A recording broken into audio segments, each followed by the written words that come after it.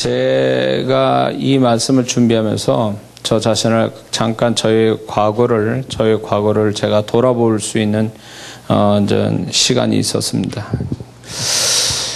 저는 이 말씀을 준비하면서 훅 하고 하나님께서 이렇게 생각나는 게 뭐였냐면, 제가 인생이 안 풀리고 어려움을 겪고 뭔가 좀 내 생각과 상관없이 막 그냥 뭔가 코너에 몰려가는 인생을 살 때에, 그런 삶 속에 살 때에 제가 그때 나를 불행하게 만드는 저 자신의 어떤 고정관념 같은 게 하나가 있었는데, 그게 훗날에 제가 알게 됐어요. 나중에 알게 됐는데, 그게 뭐였냐면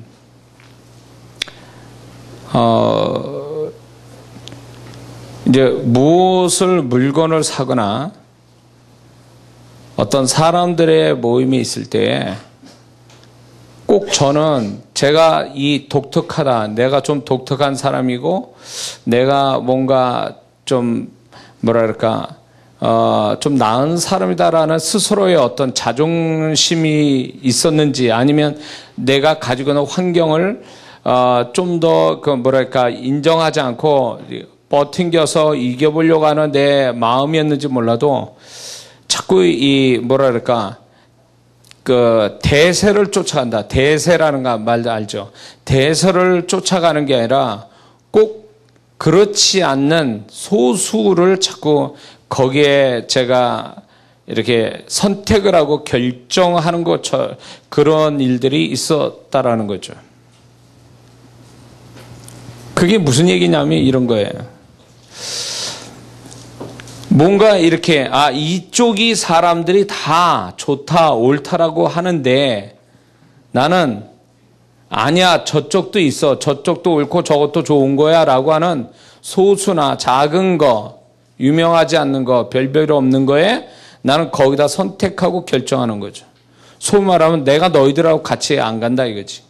그래서 나는 소위 말하면 내 나름대로 이건 독특한 거고 여기에도 뭔가가 있을 거고, 그러면서 제가 그런 생각에 그쪽을 선택하고 결정을 해서 결국 보면, 나중에 보면 결과에 가서는 내가 판단이 틀린 거죠. 선택과 결정이 잘못된 거예요. 그래서 손해가 나고 헛수고하는 게 되고 잘못된 결과로 나오는 일들이 과거에 있었다는 거죠. 이것이 이쪽의 어떤 공동체가 이게 맞는 거예요. 여기에 하나님이 나를 이끄셨고 여기에 뭔가 하나님의 계획도 있고 축복도 있는데, 나는 내 머리에 내가 무슨 생각인지 몰라도 이쪽은 아니야, 이렇게 다수가 이렇게 모여서 이렇게 있는 거는 내가 볼 때 뭐 밋밋하고 뭐 별일 없는 것 같고, 그래가지고 독특한 내지는 좀 뭔가 레벨이 있는 것 같은, 그러나 이름이 없는 그런 데다가 선택하고 그쪽을 가고 찾아가고 그런 사람 만나고, 저는 그렇게 지난 시간 속에 제 인생이 안 풀릴 땐 아주 공통적인 나의 태도 중에 하나가 바로 이거였어요. 분명히 하나님은 이렇게 남들 흘러가는 대로 흘러가게끔 나를 이끌어 왔는데, 또 하나님이 나를 축복하려고 어떤 공동체에 그쪽으로 가게 하고, 또 하나님이 나에게만 축복하려고 가게 하신 그 길이 있는데, 고집인지, 제가 전에 영적으로 밝은 분들한테 제가 무지하니까 영적으로 밝은 분들한테 한 15년 전 얘기예요. 15년 전 얘기. 영적으로 밝은 분한테 몇 분한테 저를 이제 이렇게, 저는 또 자존심 있어서 남한테 내가 어떻다라고 얘기 듣는 것조차도 싫어하는 사람인데, 이제 어떤 마음인지 제가 이제 밑바닥까지 가고 삶이 너무나 코너에 몰려서 방법은 찾아야 되겠고 살기는 살아야 되겠고, 그러니까 이제 좀 자존심 버리고 영적으로 밝은 분한테 찾아가니까 그분들이 동일하게 하는 얘기가 저보고 그러더라고요. 목사님, 고집이 세네요. 저보고 고집이 세다고 그래. 이 고집이 세다는 말 속에 뭐가 들어가 있냐면, 목사님은 자존심 강합니다, 그것까지 다 포함된 말이었던 거죠.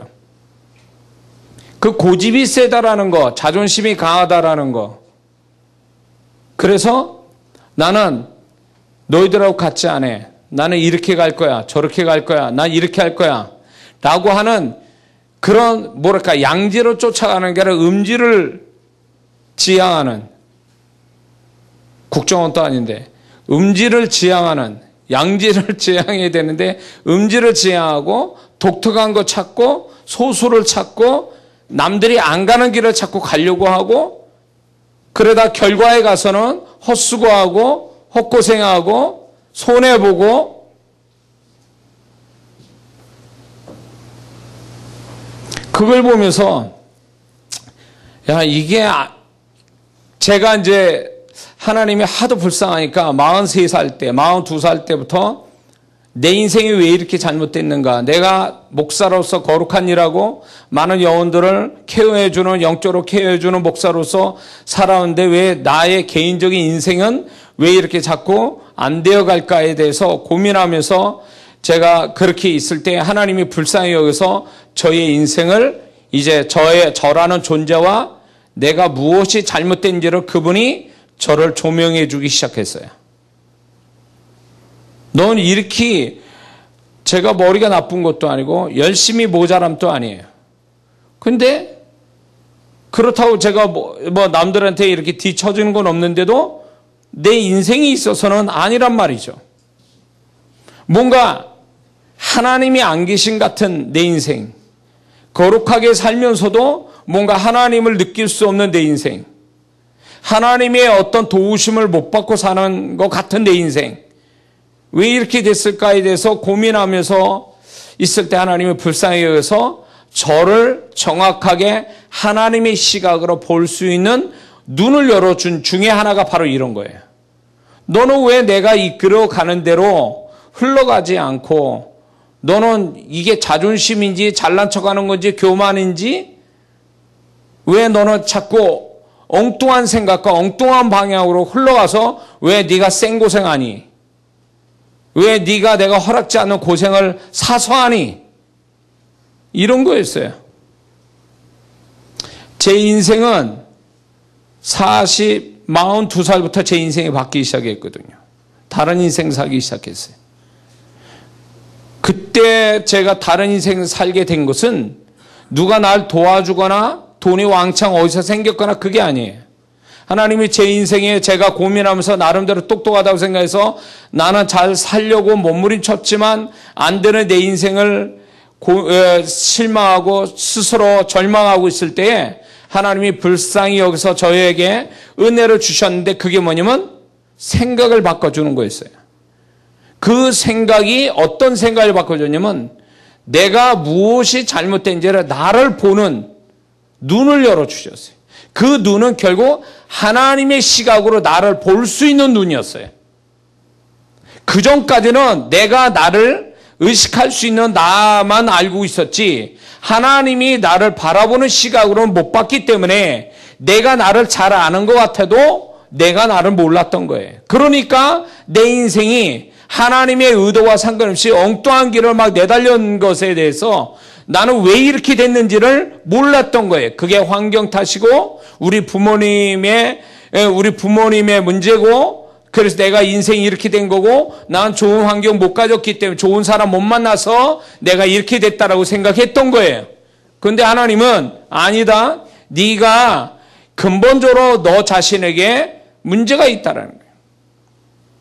그러면서 내 인생 속에 내 스스로가 내 인생을 망치고 있는 나의 고정관념 같은, 나도 모르게 만들어진, 나도 모르게 내 인생을 그렇게 만들게 된 이 배경 같은 나의 생각의 배경을 하나님께서 보게 하신 거죠. 그래서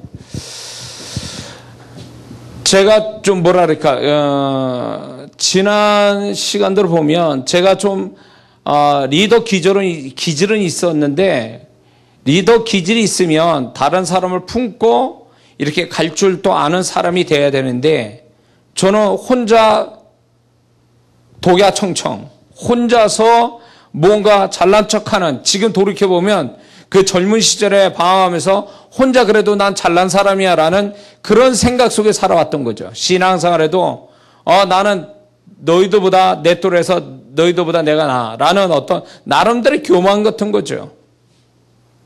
그런 것들이 나는 그래서 이런 것들이 저 사람들보다 내가 좀 낫기 때문에 난 잘 살 수 있다. 내 인생 적어도 나는 내가 스스로 만족하고 나는 다른 사람보다 더 나은 삶을 살 수 있어. 다른 사람보다 한 발짝 더 나은 삶을 인생을 살 수 있다라고 생각했는데 시간이 지나 보니까 20대 지나가고 30대 지나가고 40대 초반까지 가는데 나는 내 인생이 자꾸 뒤쳐져 가고 있는 거죠.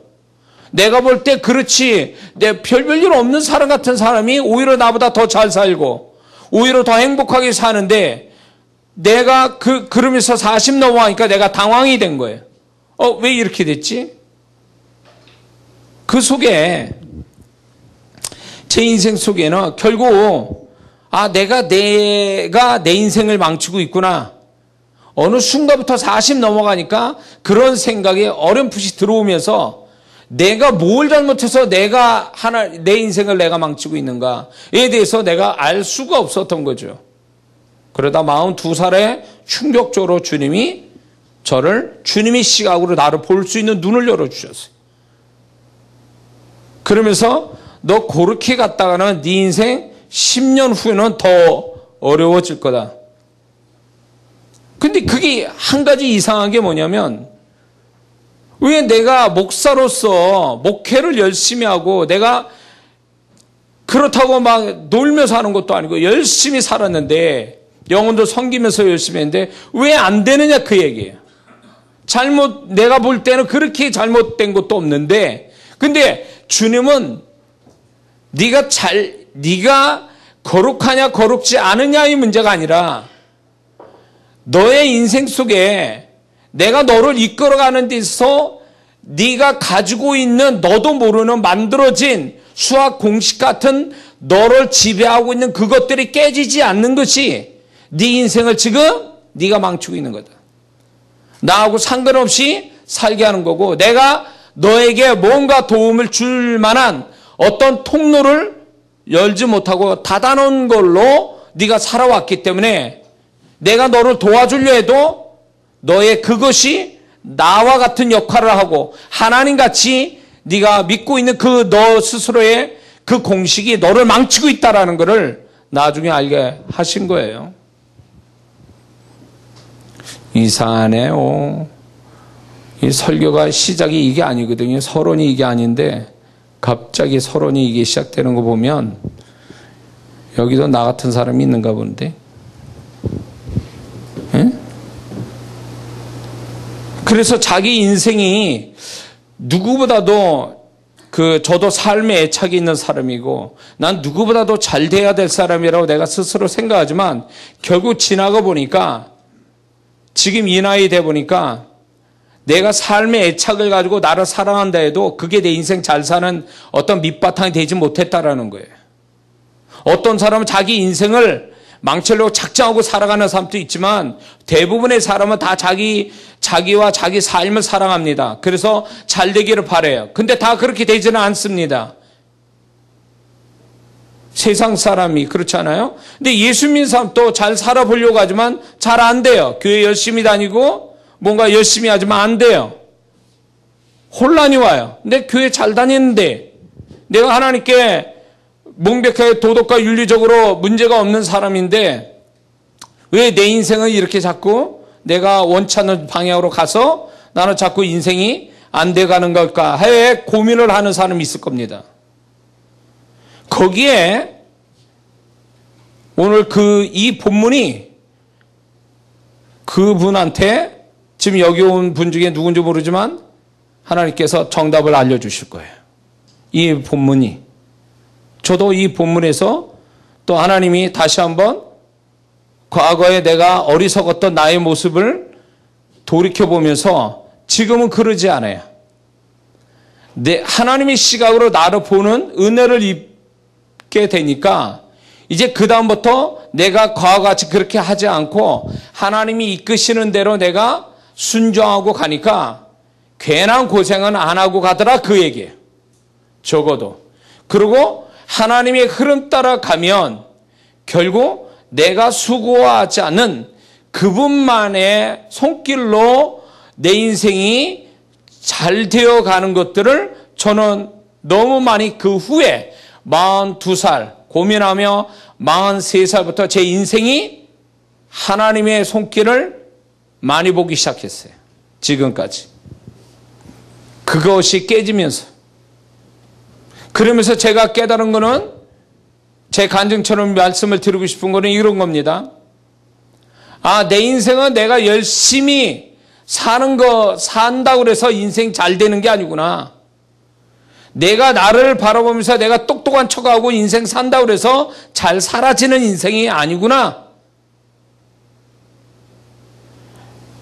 결국 내 인생은 하나님과 같은 흐름 속에 하나님이 흘러가는 대로 흘러가지 않으면 그 방향과 템포를 같이 맞추지 않으면 내 인생은 얼마든지 잘못될 수도 있고 내 수고와 애씀이 헛수고가 될 수도 있다라는 그런 거를 이 나이 돼서 실감나게 경험이 되는 거예요.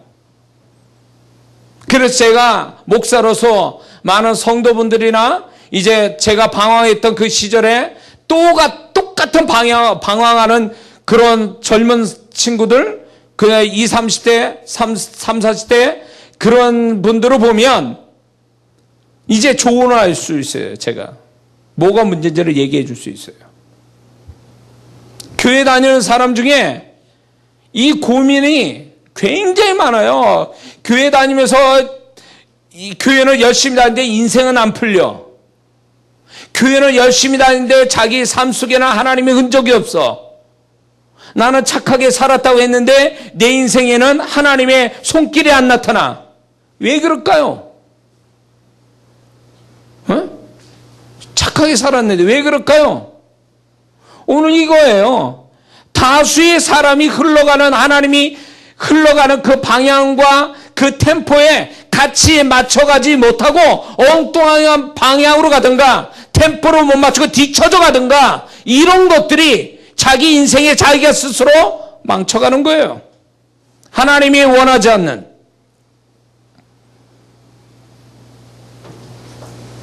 저는 감히 말씀드리고 싶어요. 교회 열심히 다니는 것 중에 그건 기본 베이스가 되는 거예요. 우리 삶에. 그러나 그게 전부는 아니에요. 그게 기본은 되고 핵심은 될지 몰라도 그게 전부는 아니에요. 우리가 정말 이 신앙과 이 모든 것들이 자기의 삶, 교회 바깥에서의 자기 생활 속에서 하나님과 같은 방향으로 하나님과 같이 흘러가는 템포로 흘러가지 않으면 열심히 교회 생활하는 게 다 뭐가 아니면 뚝이 막힌 것 같이 위에는 물이 철철 넘치는데 밑에는 바싹 마른 이 논과 밭과 같이 돼버리는 거예요. 응? 뭐가 문제예요? 제가 이 나이쯤 되니까 과거에는 내 열심만 가지고 기도 좀 하고 교회만 다니면 모든 게 잘 될 줄 알았어요. 근데 세월이 갈수록 주님 없이면 안 돼요. 주님과 같이 살지 않으면 안 되는 인생이라는 것을 너무 절감하는 거예요. 그리고 내가 되든 안 되든 성공하든 안 하든 그게 중요한 게 아니라 내가 그분과 함께 살아서 그분과 흔적을 보며 그분의 자그마한 손길을 매일매일 보며 사는 것이 나의 행복이고 그게 내 인생 잘 사는 하나의 기준이 된다는 것을 이제서 이제 알기 시작하는 거죠. 응?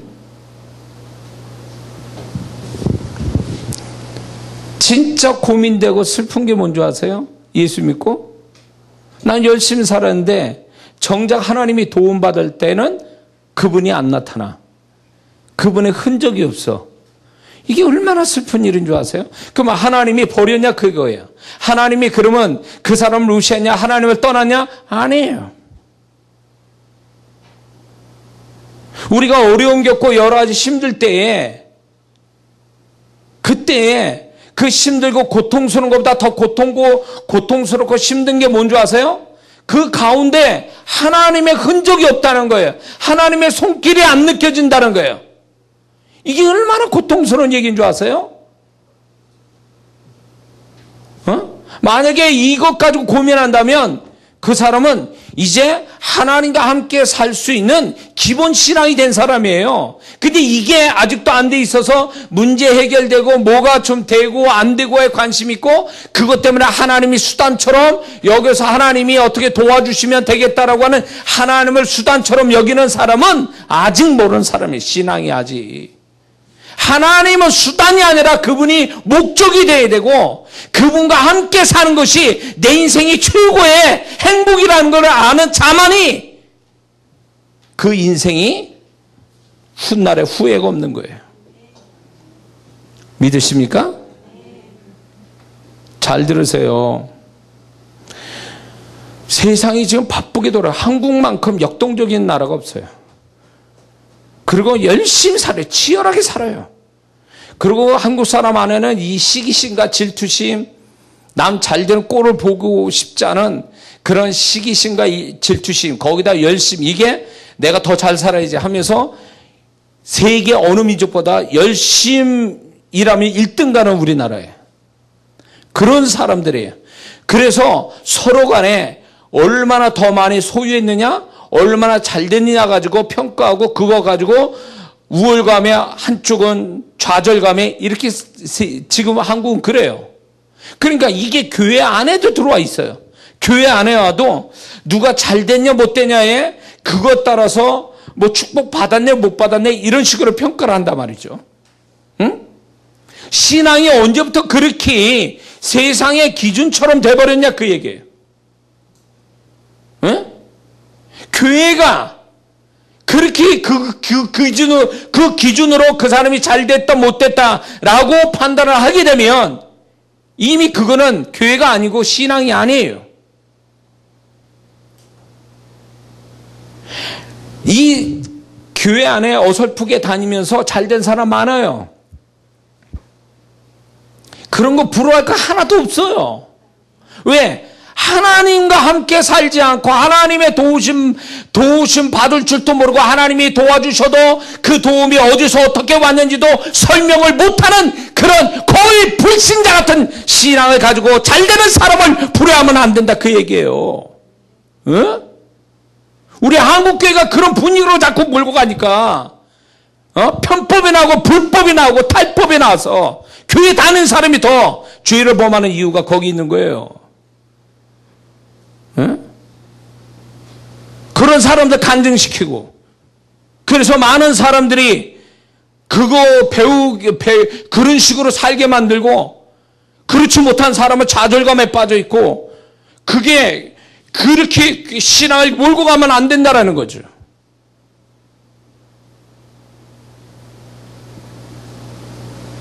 그러니까 어설프게 신앙생활도 잘 되니까 교회 대충 다니는 거예요. 에? 아니 뭐 교회 열심히 안 다녀도 저렇게 잘 되는데 난 열심히 다녀도 안 되는데 이러니까 좌절감에 실망해가지고 신앙생활 개떡같이 한단 말이죠. 에? 뭐에다 기준을 두고 신앙생활 하는 거냐고 도대체. 세상에 성공하자고 하나님 믿는 거냐고. 세상에서 잘 살려고 교회 다니는 거요? 그건 아니잖아요. 근데 많은 교회에서 서로 말은 안 하지만 속으로는 신앙생활 목적이 신앙생활이 수단이 됐지 목적이 되는 게 아니에요. 이제는. 자기의 삶을 위한 목적으로서의 어떤 자기의 삶을 잘 되기 위한 수단으로서 신앙이지 신앙이 목적이 돼서 삶이 수단이 되지는 않고 있다는 거죠. 다 그렇다는 건 아니에요.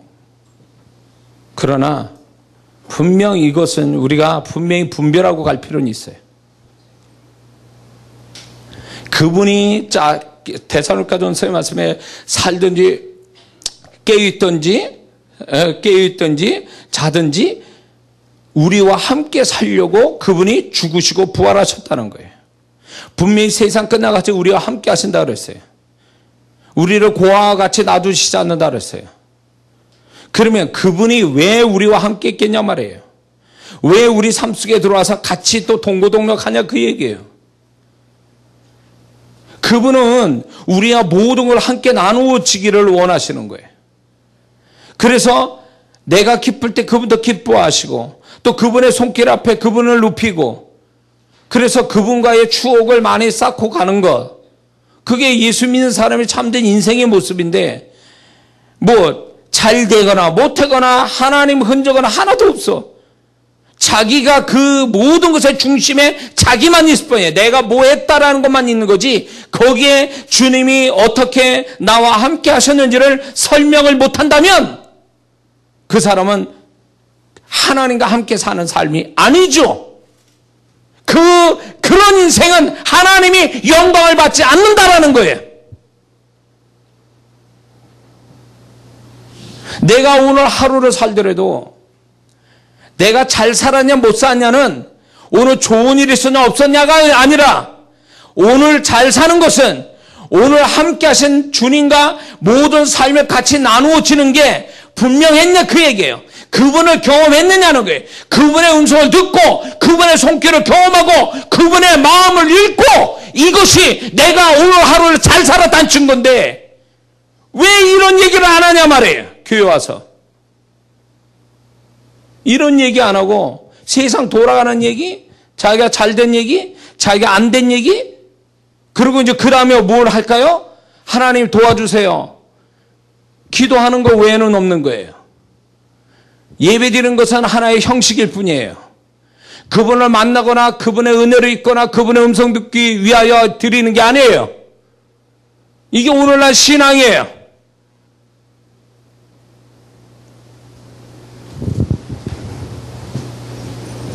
주님이 굉장히 안타까워 여기시는 거예요. 그래서 에?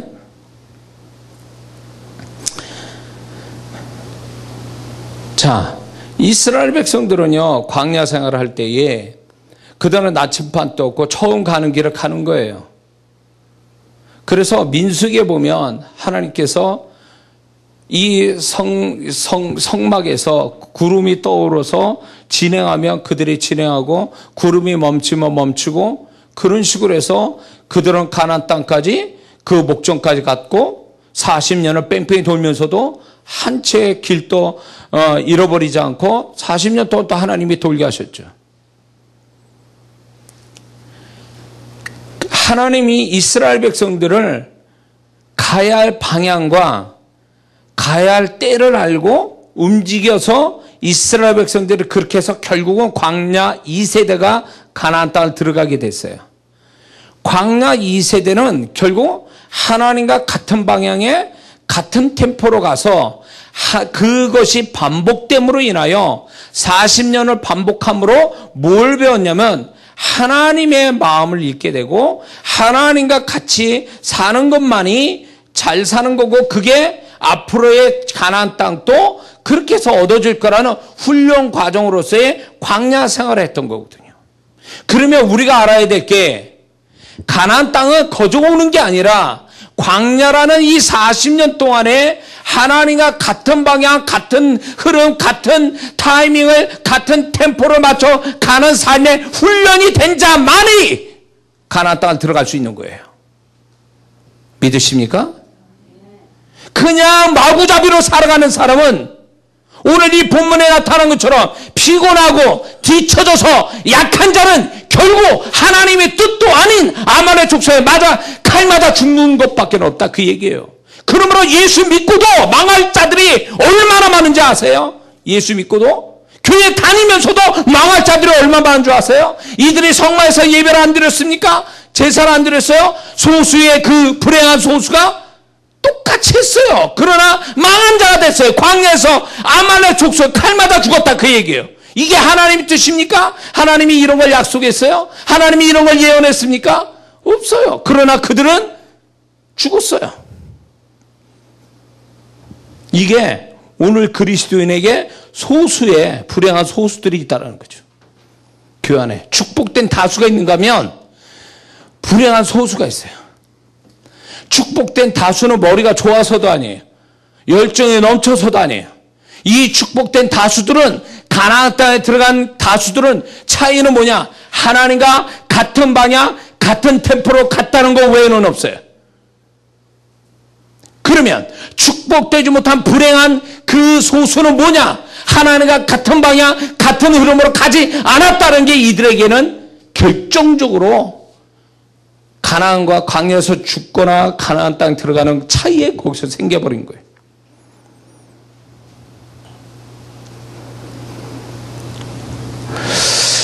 오늘날 제가 목사로서 28년을 목회하면서 새로 오는 성도들, 신앙을 배우는 성도들한테 저는 지금 더 확신을 가는 게 뭐냐면 성경, 창세부터 요한계시를 다 몰라도 좋아요. 순서 못 외워도 좋아요. 저는 구원받으면 이거부터 가르치는 게 당신 안에 주님이 계시고 당신 삶에 주님이 계십니다. 그 주님을 경험하는 것이 신앙이고 그렇게 삶에 잘 사는 겁니다. 이걸 가르쳐 놓을 때에 저희 교회에서 이제 신앙생활 1년도 안 되고 2년밖에 안 되는 성도들이 주님을 발견해요. 자기 삶 속에. 자기 마음 속에 주님을 발견해요. 주님의 음성을 들어요. 그러니까 그 인생이 하나님의 손길을 보고 사니까 사람 의지하지 않고 그리고 어떤 상황이 있어도 당황하지 않고 하나님을 의지하는 마음이 더 크더라 그거죠. 그게 신앙 아니에요? 그게 그렇게 살아야 되는 거 아니냐 말이에요. 근데 교회는 열심히 다니는데 교회 바깥은 엉망진창이야. 지 멋대로 살아. 가고 싶은데 가고 하고 싶으면 하고 안 하고 싶으면 안 하고 그런 식으로 살아가니까 인생이 안 되는 거예요. 교회만 다니면 뭐 하냐고. 교회 다닐 시간이 얼마나 됩니까? 교회 바깥에 자기 생활이 더 많은 시간이 있는데 그 속에 거기에 주님이 계신데 그 주님과 함께 같은 방향으로 같이 흘러가고 같은 템포로 안 사는데 그 인생이 잘 될 수 있는 줄 아십니까? 그렇게 될 것 같으면 왜 그분이 우리와 함께 사시냐고. 그렇게 마음대로 사는 인생 같으면 우리가 왜 그걸 모르죠? 신앙생활 오래 했다는 사람들이 더 몰라요 이 부분에. 그러니까 생활의 불신자가 되고 있는 거예요.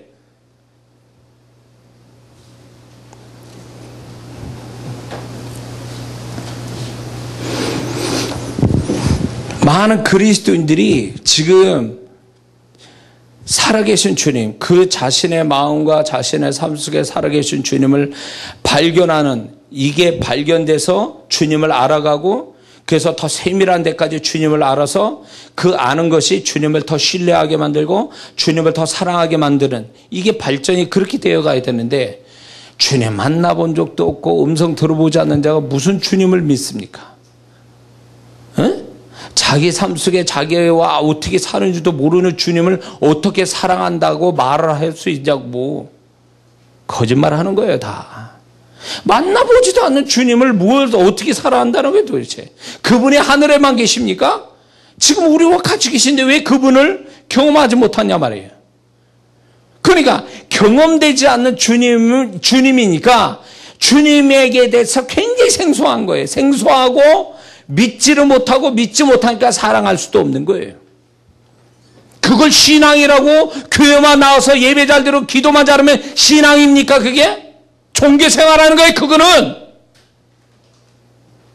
신앙생활은 제 설교를 계속 들어와서 듣는 사람들은 아주 기가 딱정이 알도록 이제 아시겠지만 신앙생활은 주님과 함께 사는 게 신앙생활이에요. 믿습니까? 주님이 빠진 신앙은 신앙이 아니에요. 왜? 신앙의 주체, 신앙의 대상은 주님인데 그 주님이 빠진 것이 그게 신앙이냐고.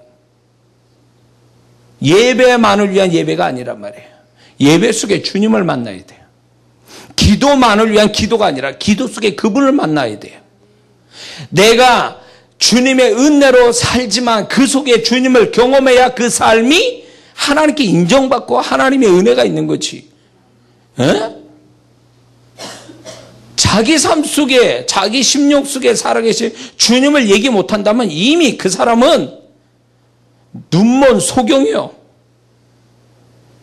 그건 신앙이 아니에요. 그냥 세상 사람같이 사는 거예요. 세상 사람이 때 되면 학원 가서 취미생활 하듯이 때 되면 절간에 가는 사람과 별반 차이가 하나도 없어요.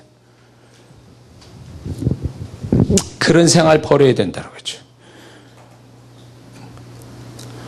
주님을 마음과 삶 속에서 보고 듣고 느끼고 이렇게 주님과 살아갈 때에 그 주님이 가신 그 나를 이끌어가는 방향과 그분이 나를 이끌어가는 템포를 같이 맞춰갈 수 있다는데 많은 그리스도인들이 이것이 훈련이 돼서 나중에 이게 반복이 될 때에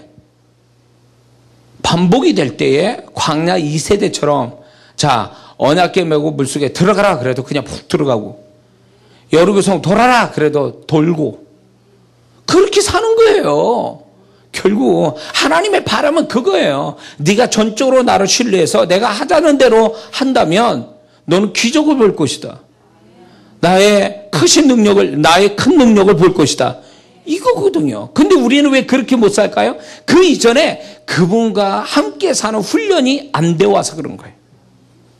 그러니까 조금만 문제가 생겨도 부들부들 떠는 이유가 왜 그런지 아세요? 문제가 커서가 아니라 그 문제가 생기기 전에 일상에서 그분과 살아본 경험이 없는 사람들이니까 갑자기 문제 생기니까 하나님이 안 계신 것처럼 생각하고 하나님을 평소에 경험하고 살면 그분이 어떤 분인지 알고 그분이 어떤 분인지 알면 내가 문제를 만나도 두려워하지 않고 슬퍼하지 않을 수 있다는 거죠. 왜? 그분을 또 이제 그 문제 가지고 그분과 함께 풀어가게 되면 자연히 해결될 거라고 믿기 때문에 그런 거 아니에요? 내 능력을 믿는 게 아니라 그분의 능력을 믿기 때문에 문제를 만나도 당황하지 않고 두려워하지 않고 슬퍼하지 않고 그 문제를 그분과 함께 해결해 가면서 하나님께 영광을 돌리고 그리고 나는 또 하나의 크신 주님의 손길을 보며 내가 신앙을 다시 한번 다지는 계기가 되고 이게 돼야지. 이게 신앙이지. 문제가 만나서 부들부들 떨고 어렵고 힘드니까 주님 도와주세요.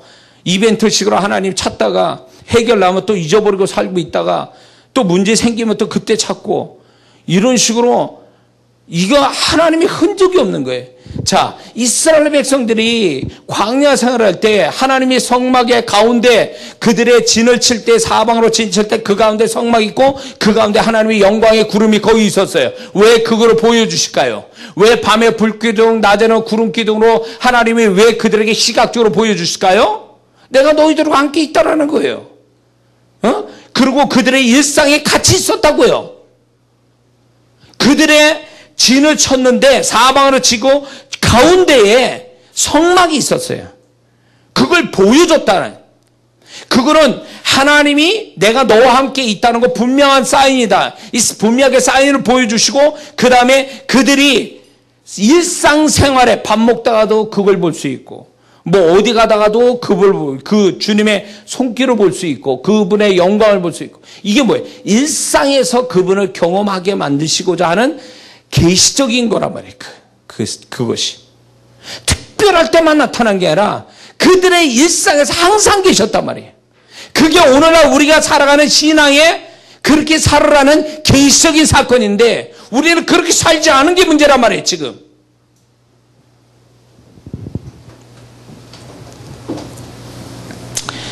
문제가 빨리 하나님의 손길로 해결하지 않는 것 때문에 고민하지 말고 나는 과연 내 삶 속에서 그분과 함께 살아왔는지를 생각해 봐야 된다는 거죠.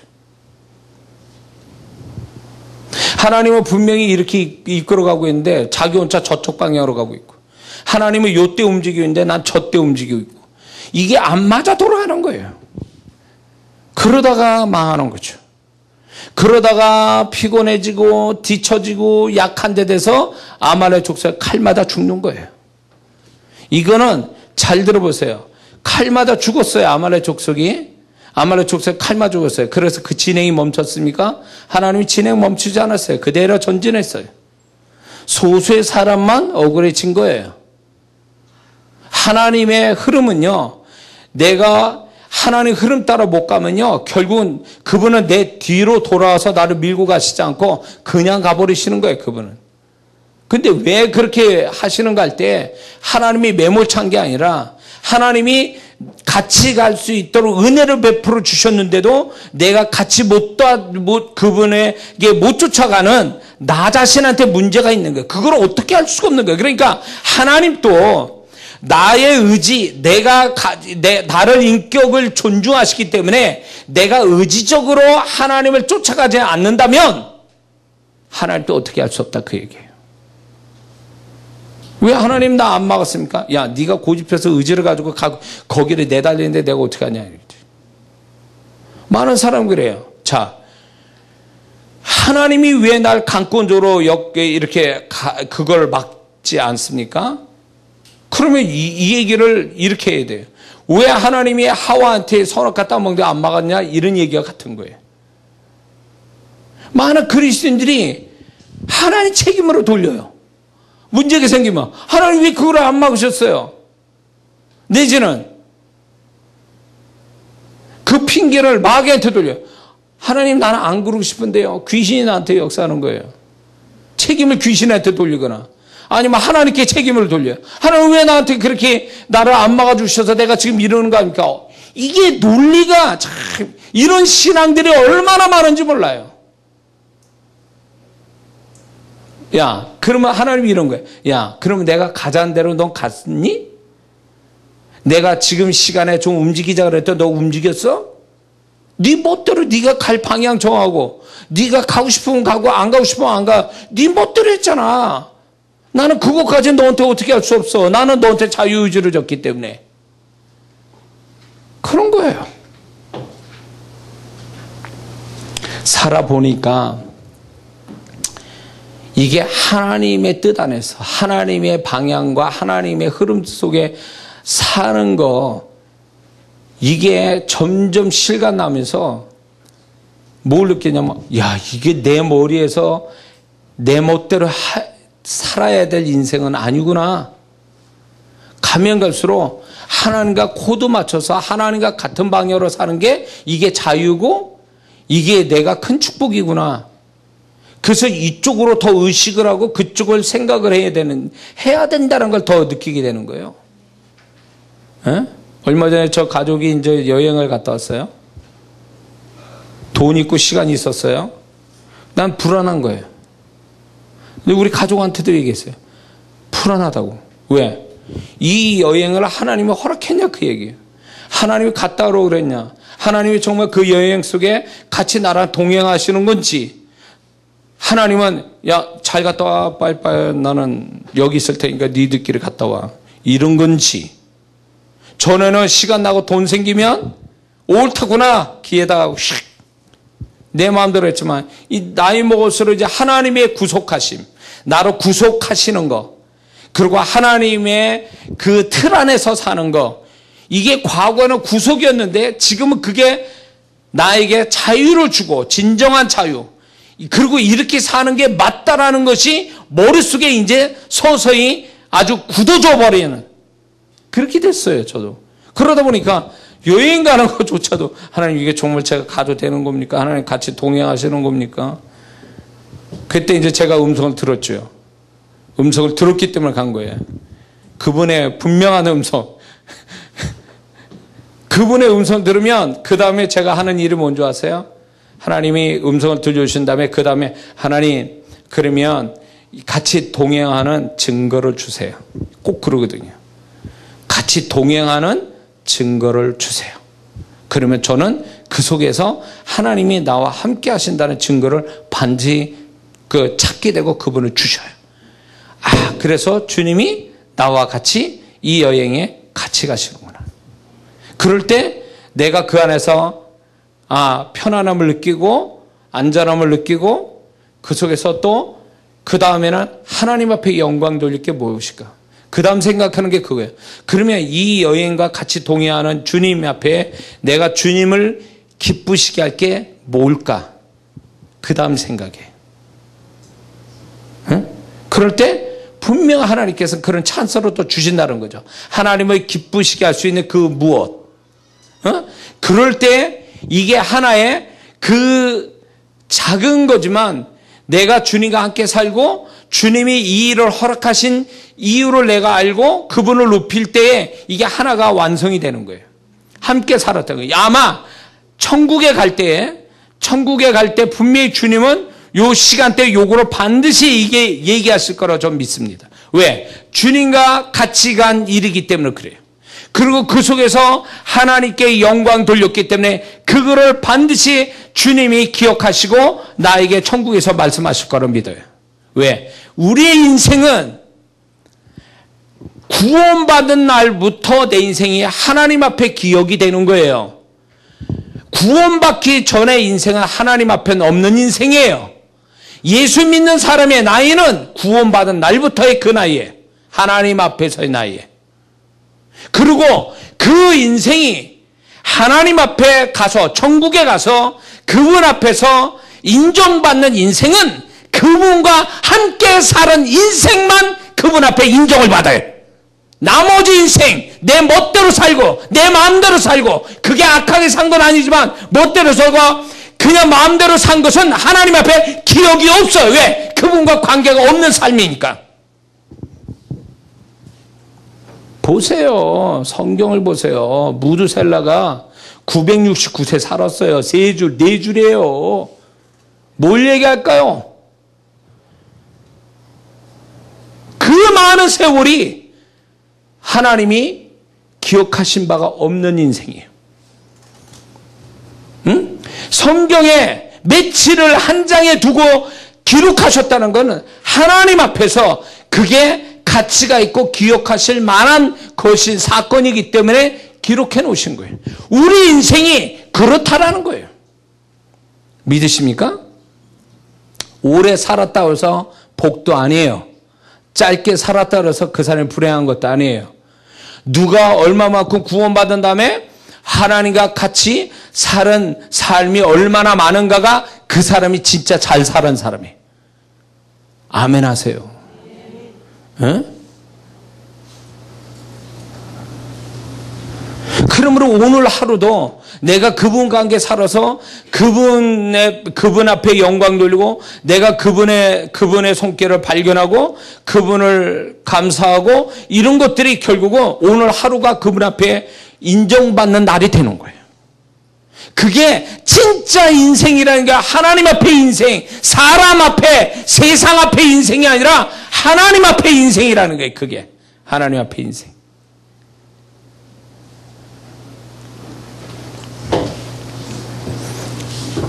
그래서 하나님 앞에 오늘 하루도 기억되는 하루가 되려면 우리는 끊임없이 내 중심으로 볼 게 아니라 주님 중심으로 나를 바라볼 수 있고 삶을 바라봐야 돼요. 그분을 끊임없이 발견해야 돼요. 세밀한 데까지 그분을 발견하고 그분의 음성을 들어야 돼요. 그것이 내 인생 정말 잘 사는 비결이에요. 그런 자를 주님이 존귀 여기는 거예요. 존귀 여기는 거예요. 일상에서 그분과 사는 삶을 늘 말할 수 있는 사람, 그 사람이 하나님 앞에 존경받는 자예요. 믿습니까?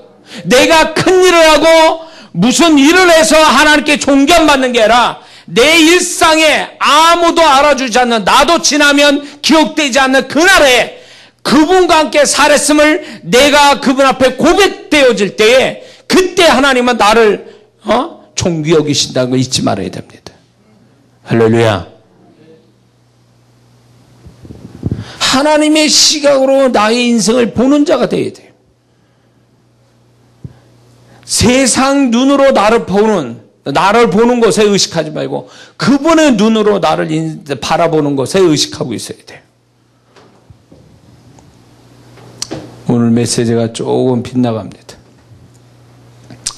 그러므로 우리가 살아갈 때에 이스라엘 백성들이 아무개나 막 다닌 게 아니었어요. 하나님의 인도하신 그 앞에 모세와 하나님께서 모세를 통해서 하나님이 이끌어 가시죠. 그 하나님이 이끄심에 그들이 따라갔기 때문에 결국 가나안 땅까지 가게 된 거죠.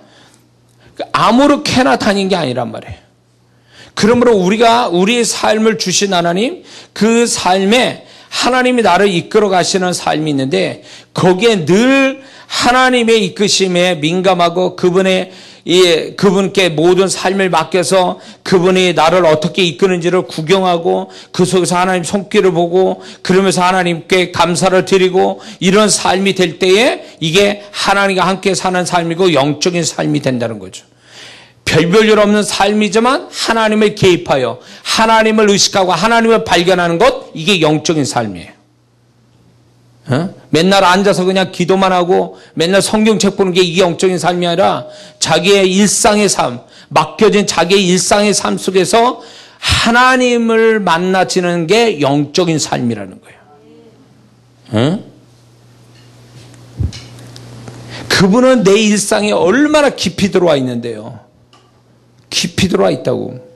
그래서 그분이 내 생각도 알고 계시고 내가 말하는 것도 알고 계시고 내가 어떻게 행동하는 것까지 다 알고 있는데, 그 부분에 의해서 우리가 주님의 판단을 받고 주님의 음성을 듣고 주님의 지도와 인도를 받고, 이것이 주님과 함께 사는 거고 그게 영적인 삶이라는 것을 우리는 알아야 된다는 거예요. 교회 와서 예배 드리고 밤새도록 기도하고 그게 영적인 삶이 아니라 자기 삶 속에 3차원적인 자기의 돈 벌고 먹고 살기 위해서 사는 그 3차원의 삶에 4차원적인 하나님을 경험하는 것, 그게 영적인 삶 아니에요?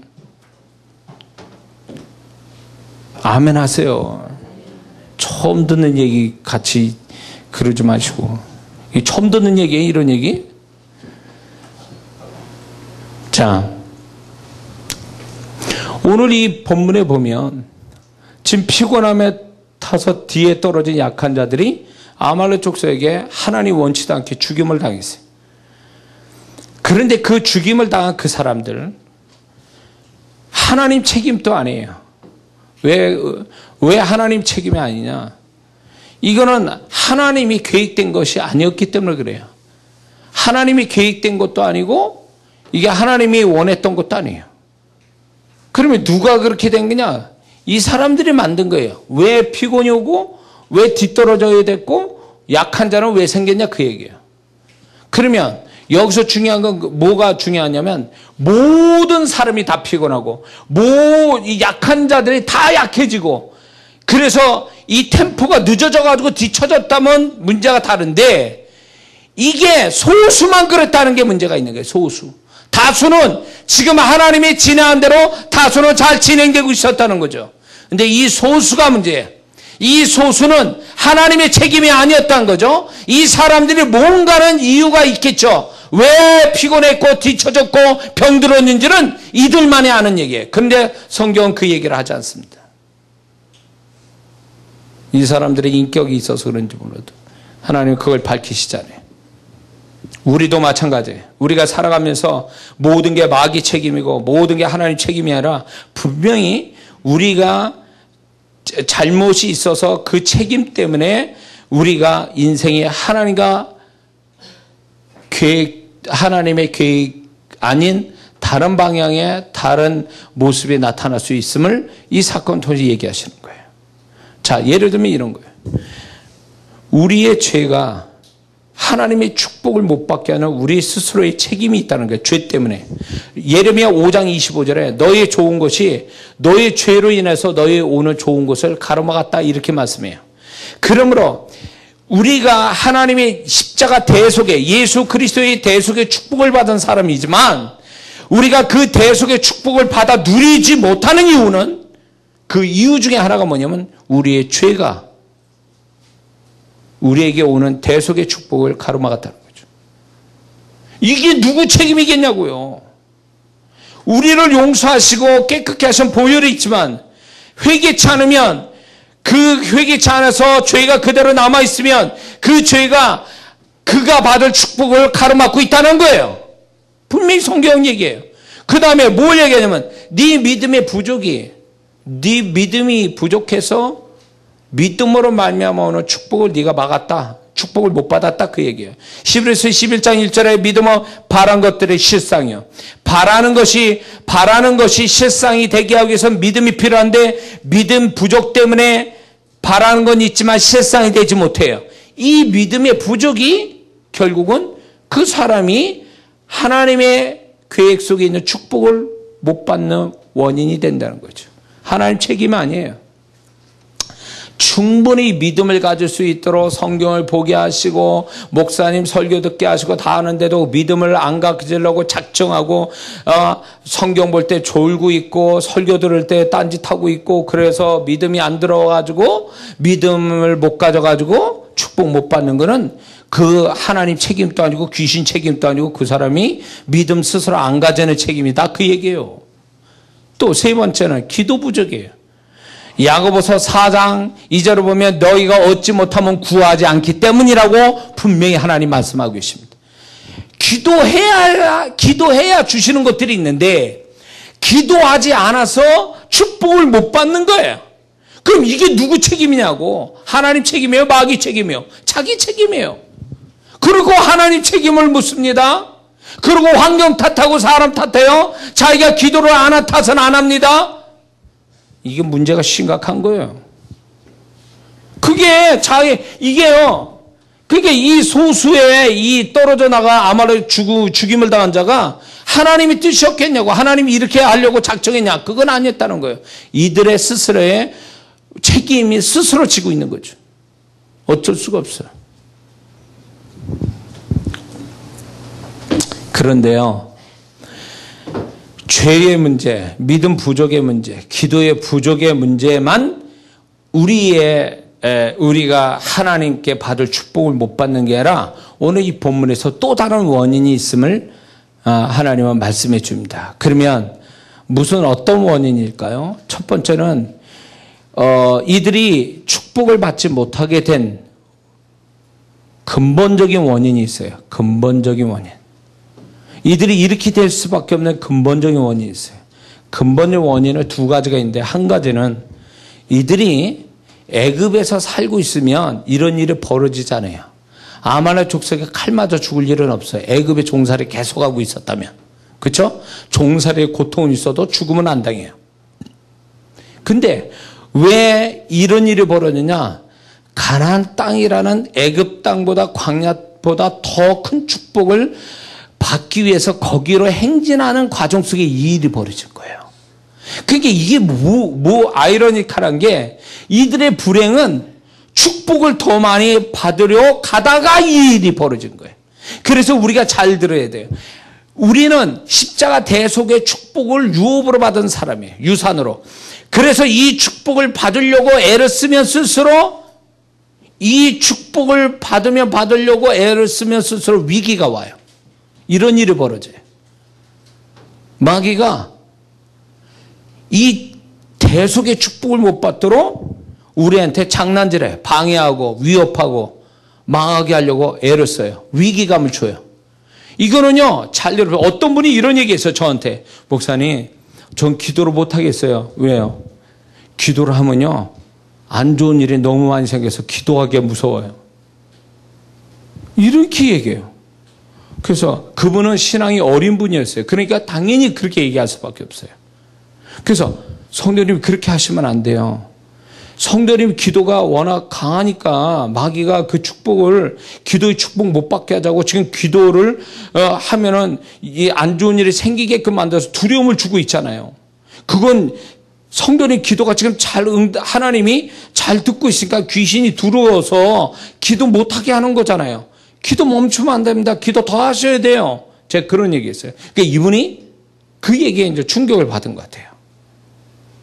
그래서 그걸 넘기셔야 돼요. 그 축복이 있기 때문에 귀신이 축복 못 받게 하자고 지금 위협을 자꾸 가하는 겁니다. 겁주는 거예요. 그거 속지 마세요. 이랬거든요. 그런 거예요. 기도 안 하면 그런 일 안 벌어져요. 근데 기도하니까 안 좋은 일이 막 생겨요. 그건 뭘까요? 그 위협을 가한다. 안 좋은 일이 생긴다는 건 역설적으로 그 기도가 지금 응답이 되고 있는 거고 그 기도의 축복이 예비되어 있음을 그 악한 영이 더 가르쳐 주는 거죠. 확실하게. 이들이 아말렉 족속에게 이런 불행한 일을 겪게 된 것은 아이러니하게 나쁜 일에서가 아니라 축복으로 가고 있는 데서 만나진 일이기 때문에 우리가 하나님께 축복을 더 많이 받아가면 갈수록 위기감이 온다 그 얘기예요. 우리에게도. 그래서 이게 근본적인 원인이 되는 거예요. 이런 불행한 일이 생기는 것. 그래서 기도하거나 하나님께 축복을 받고자 뭔가를 하는 사람은 각오해야 돼요. 이 귀신이 이런 식으로 우리를 위협할 것이라고 그거를 당연하게 여기고 그걸 두려워하지 않고 그거를 이겨가고 넘어가고 하나님의 도우심 받아서 승리할 수 있는 데까지 끝까지 인내하는 사람이 돼야 그 축복을 보게 되는 줄 믿습니다. 근데 많은 그리스도인들이 이걸 모르고 하나님이 기도하지 말라는 건가? 이러면서 기도를 멈춰요. 이걸 하지 말라 그러는 건가? 그래서 안 해버려. 그럼 이게 속는 거예요. 속는 거예요. 가나안 땅으로 열심히 가다가 만난 일이잖아요. 조금만 더 가면 가나안 땅인데. 그러니까 마귀도 두려워서 축복받는 걸 시기하고 질투해서 지금 어떻게든지 해코자 하려고 작정을 하고 뒤에 처진 사람들 이렇게 죽이는 거예요. 우리도 그러는 거예요. 우리도 축복을 받아갈수록 자꾸 마귀는 우리의 약점을 보고 그걸로 넘어뜨리려고 얼마나 애를 쓰는지 몰라요. 그래서 축복받는 사람이 조심해야 돼. 왜? 축복받으면 받을수록 귀신의 역사가 더 강하게 나타나요. 빈틈을 이용한다고요. 그래서 축복을 받아가면 갈수록 큰 축복을 받을 사람은 계속 자기 약점을 들여다봐야 되고 그거를 막아야 돼요. 사단이 틈 못하게. 그래서 축복을 받는 사람은 자기를 돌아봐야 돼요. 자기 약점을 돌아봐야 돼. 귀신 틈 못하게. 기도가 전부가 아니에요. 하나님께 축복받는 행위가 전부가 아니라 중요한 것은 그것만큼 내가 사단의 공격받지 않는 틈을 주지 않는 거. 이게 중요한 거예요. 그래야 이 약한 자들이 있었기 때문에 이 사람이 약하지만 않았으면 다 같이 가나안 땅에 들어갔는데 약한 자가 불행하게 아말렉 족속의 칼에 맞아 죽는 거예요. 축복으로 가는 과정 속에 도중에 우리도 이룰 수 있음을 알아야 돼요. 그래서 이런 게 있죠. 축복을 이렇게 하나님께 구하고 받을 사람인데 열심히 가다 보는데 오히려 반대적 안 좋은 일이 막 생겨요. 그러면 헷갈려 버리는 거예요. 이거 하나님이 주시려고 그런 건지 안 주시려고 그런 건지 뭐가 뭔지 모른단 말이에요. 그럴 때 사단이 지금 나한테 빈틈을 이용해서 나를 공격해서 그 축복을 무너뜨리려고 가지도 못하게 접근도 못하게 방해를 하는구나. 과정 속에 방해하고 있구나. 이렇게 해석해야 돼요. 그럼 어떻게 해야 될까요? 약점을 막아야 돼요. 그리고 전진을 계속 해야 돼요. 믿습니까? 멈추지 말아야 돼요. 하나님이 마음 주셔서 이제 가나안 땅이라는 목전을 두게 그 마음속에 말씀으로 어떤 기도 속에서 그런 상상을 하게 하고 그런 확신을 주었다면 그것을 버리지 말아야 돼요. 지금 그것이 현실이 되기까지 하나님은 나를 끌고 가시는데 그 과정 속에 이런 일이 벌어질 수 있다는 것에 아예 당연하게 여기고 내가 이기고 가야지라는 생각을 해야 된다. 그 얘기죠. 할렐루야. 두 번째 근본적인 원인이 왜 이런 일을 벌였냐면 근본적인 원인은요. 출애굽기 17장에 이게 관계가 돼 있어요. 출애굽기 17장에 그 르비딤에서 아말렉 족속 만나는데 바로 그 사건을 얘기하는 거예요, 지금. 근데 르비딤에서 아말렉 족속 만나기 전에 1장부터 6절까지 보면 무슨 얘기가 나오냐면 이런 게 나와요. 그들이 물이 없어서 목말라서 모세에 대해서 원망했다 그랬어요. 그 원망이 바로 7절에 원망해서 모세가 물을 냅니다. 물을 기적같이 물을 만들어서 물을 먹여요. 그런데 7절에 가보면 그때에 아말렉 족속이 이랬어요. 그때에. 어느 때예요? 그들이 원망하고 있을 때 하나님을 원망해서 겨우 물 죽였을 때 그때에 아말렉 족속이 탁 등장하는 거예요. 무슨 얘기예요? 그 원망이라는 게 결국 귀신을 불러들인 거예요. 아말렉 족속을 불러들인 거예요. 이것이 근본적인 원인이 되는 거예요. 자, 많은 그리스도인들이 쓸데없는 고난을 받는 것 중에 그 쓸데없는 고난이 뭘로 고난을 받냐면 자기가 문제가 돼서 고난을 불러들이는 사람이 있어요. 아까 얘기한 죄로 인해서 자기가 쓸데없는 고난과 손해를 보게 만든다는 거죠. 하나님 뜻도 아닌. 그 중에 하나가 뭐냐면 입방정이에요. 원망, 부정적인 언어. 하나님이 이끄시는 삶의 부정적 언어. 그것은 천사를 불러오게 하는 게 아니라 귀신을 불러들이는 거예요. 응? 그래서 이들이 왜 아말렉 족속이 왜 이들을 칼로 쳐 죽일 수밖에 없는 이것은 결국 근본적인 원인은 이들 스스로가 원인이 됐는데 그게 뭐냐면 원망함으로 인하여 아말렉 족속을 불러들인 거예요. 예수 믿는 사람은 절대 긍정의 사람이 되어야 될 줄 믿습니다. 특히 언어를 잘 사용해야 돼요. 잠언서 18장 21절에 죽고 사는 것이 혀의 권세에 달려있다 그랬어요. 죽고 사는 것이 여러 가지가 있는데 성경에 그 중에 하나가 언어라고 그랬어요. 혓바닥. 그러므로 말을 잘해야 돼요. 잘 들으세요. 언어는 영적인 속성으로 보면 딱 두 종류밖에 없어요. 모든 세상의 언어가 두 종류 언어로 딱 정리가 되는데 영적으로는 하나는 마귀에 속한 언어, 하나님께 속한 언어. 두 종류밖에 없어요. 그래서 마귀한테 속한 언어로 쓰는 사람은 귀신을 불러올 것이고 하나님께 속한 언어로 쓰는 사람은 천사와 성령께서 역사해요. 그것밖에 없어요. 그래서 우리가 말을 할 때 말의 속성을 잘 알아야 돼요. 난 지금 마귀에 속한 언어로 쓰는지 하나님께 속한 언어로 쓰는지를 잘 분별해야 돼요. 이게 근본적인 원인이 된 거예요. 그 언어 자체가. 자, 그러면 간접적인 원인, 이들이 죽을 수밖에 없는 간접적인 원인은 뭐였을까요? 이런 불행을 불러온 것은 간접적인 원인은 아말렉 족속이에요. 아말렉 족속이 결국 이들을 죽이는데 이게 직접적 원인이 아니고 간접적인 원인이에요. 이들이 죽임을 당할 수밖에 없는 것은.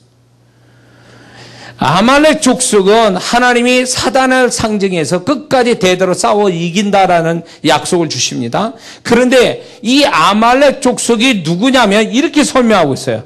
하나님을 두려워하지 아니한. 하나님을 두려워하지 않는 것이 뭐겠습니까? 마귀. 그리고 세상이에요. 또 다른 의미에서 세상이에요. 그래서 세상과 마귀, 이것은 결국 아말렉 족속을 얘기하는데 이 아말렉 족속이 그들을 죽이는 거예요. 가나안 땅으로 가는 자를 죽이는 거죠.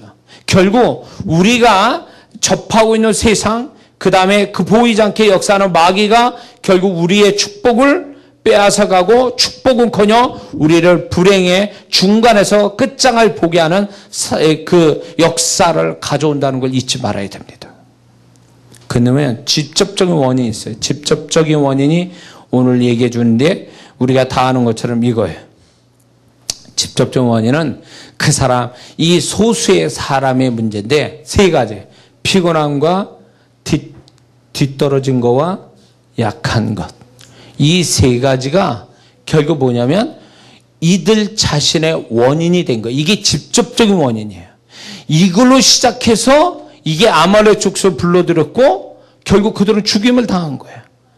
그러니까 원인이 바깥에 있었던 게 아니라 이들이 이렇게 될 수밖에 없는 것은 세 가지예요. 피곤함과 뒤떨어진 거와 약한 것. 우리는 이걸 알아야 됩니다. 하나님께서 모든 다수가 이렇게 다 같이 진행하고 있는데 소수의 사람만 이렇게 문제가 생겨서 아말렉 족속을 죽임을 당하는데 이것은 결국 하나님의 책임이 아니라 결국 이 소수의 사람의 책임으로서 그들이 결국은 당할 일을 당할 수밖에 없었다는 거죠. 오늘 우리 그리스도인들이 잘 아셔야 됩니다. 하나님이 우리를 완벽하게 이끌어 가세요. 믿습니까? 그런데 하나님이 우리를 완벽하게 이끄시는데 절대로 무리하게 이끄시지 않아요. 고린도전서 10장 13절에 감당할 만큼만 시험을 허락하신다. 우리가 감당할 만큼만 그리고 피할 게 또 주시는 그러니까 그런 하나님이에요. 그리고 이스라엘 백성을 또한 불기도, 구름기도, 불뱀에 물려 죽지 않도록 하나님 모든 조건을 완벽하게 해놓고 그들을 이끄셨어요. 그것처럼 우리의 삶도 완벽하게 이끌어 가시기 때문에 분명한 것은 하나님의 책임이 없어요. 하나님의 책임도 아니고 아말렉 족속 책임도 아니고 이렇게 만든 장본인은 결국 그들 자신이었다는 거죠. 그들 자신.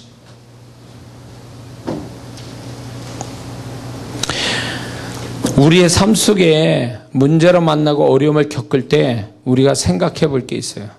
그게 아까도 얘기했지만 자기에게 문제가 있다라고 인식하지 않고 자꾸 하나님이나 마귀나 세상이나 이런데 사람이나 환경에 자꾸 원인이 있다고 치고 거기에다 자꾸 책임 전가를 하는 사람은 결국 아무 답도 얻지 못하고 축복도 얻지를 못하게 됩니다. 오늘 이 본문에서 우리에게 가르쳐 주시는 것은 우리 자신에게 하나님의 축복을 못 받는 우리 자신에게 문제가 있고 결국 내 책임으로 인해서 내가 축복을 받지 못할 수도 있음을 분명히 말씀해 주고 있습니다. 그러므로 다수의 축복을 가나안 땅까지 가는 다수의 사람이 있는가 하면 불행한 소수의 사람들이 여기서 나타나는데 그들의 불행한 소수의 그들 자신의 원인이 책임이 됐는데 그게 결국 보면 세 가지라는 거죠. 피곤함. 여기서 우리는 분명히 알아야 됩니다. 우리 자신 안에 이제 피곤함이 있는지 오늘 우리가 살아가는 세상은 다 피곤해요. 잠을 못 자기도 하고 잠 안 자기도 하고 뭐 이런 것 때문에 피곤한데 사실은 우리가 세상 일도 그렇지 않습니까? 피곤하면 일에 진행이 안 되고 문제가 많아요. 병도 생기고 피곤함이. 근데 우리 한국처럼 일을 많이 하는 나라가 없어요. 그리고 밤에 잠을 안 자는 나라가 우리나라 사람들이. 그러니까 외국에 오는 사람들이 놀라는 게 밥 문화가 너무 잘 돼 있으니까. 천국 갔다 와서 너무 좋아하잖아요. 한국으로 오면. 그래서 밥 문화가 발달되니까 문제가 뭐냐면 타락한 문화가 그만큼 많다는 얘기죠. 우리나라만큼 타락한 문화가 발전된 나라가 없어요. 세계 어디 가봐도. 저는 다 가보진 않았지만 제가 가본 나라는 우리나라만큼 밤새도 불 켜져 있는 그런 데는 없어요. 드물어요. 근데 우리나라는 그렇잖아요. 한 집 걸로 술집이고 찜질방이고 노래방이고 모텔이고 이제 축축축축 있잖아요. 그냥 밤새도록 그냥 24시간 풀가동하잖아요. 그게 그런 문화에 살게 있기 때문에 한국 사람이 피곤함이 많고 그 피곤함이 여러 가지 사건들을 만들어내고 있죠. 근데 문제는 여기 있어요. 우리가 육적으로 피곤함도 문제지만 정신적으로 피곤하거나 영적으로 피곤함을 갖는 것은 더 문제가 된다는 거죠. 오늘날 많은 그리스도인들이 세상 일은 열심히 해요. 그러나 영적으로는 피곤함을 느껴서 하나님 앞에 열심을 내지 못해요. 집중하지 못해요. 그래서 하나님 앞에 그러니까 열심을 내지 못해서 결국 그 신앙이 발전도 없고 여러 가지 문제를 생긴다는 거죠.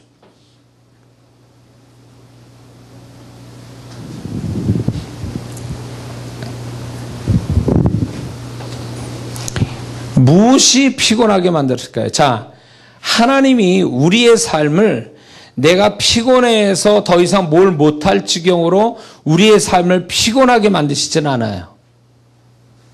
분명히 이게 있어요. 피곤한 거는요, 그 사람 스스로가 뭔가 하나님이 주신 삶에 자기가 넘쳐서 뭔가 더 하거나 하나님 뜻도 아닌데 열심히 내다가 피곤함이 오는 거지, 하나님이 정말로 주신 삶에는 그렇게 피곤이 만성 피로 증후군 걸린 만큼 하나님이 우리의 삶을 이끄시질 않아요. 어쩌면 자기 욕심이 피곤함을 만드는지도 모르죠. 그리고 이런 게 있어요. 머리가 복잡한 사람이 있죠. 이 복잡한 게 제가 늘 얘기하지만 하나님이 이끄시는 삶을 사는 사람은 머리가 복잡해질 수가 없어요. 굉장히 단순해져요. 단순해야 신앙생활 할 수 있고, 단순한 사람이 그 사람이 하나님의 인도하심을 잘 받고 사는 거예요. 단순하지 못하고 복잡해진다는 것은 하나님의 생각 플러스 자기 생각이 뒤엉켜서 복잡해지는 거예요. 하나님의 생각만 머무는 사람은 복잡할 이유가 없어요. 복잡해진다는 자체가 벌써 자기가 문제를 안고 있다는 거죠. 자기 생각이 너무 들어와 있다는 거예요. 자기 생각이. 믿음을 가진 사람, 믿음이 충만한 사람 얘기 들어보세요. 말이 명쾌해요. 단순 명쾌하다고.